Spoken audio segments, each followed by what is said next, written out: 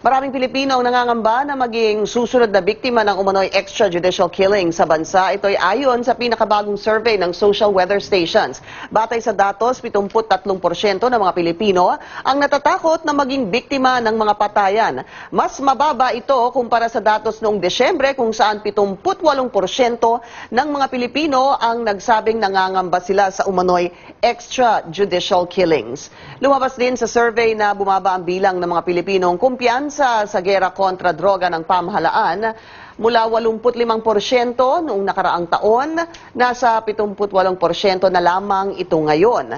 Malugod namang tinanggap ng Malacanang ang resulta ng survey. Sa isang pahayag, sinabi ni Presidential Spokesperson Ernesto Abella, marami pa ring Pilipino ang satisfied sa war on drugs sa kabila ng mga pambabatikos dito.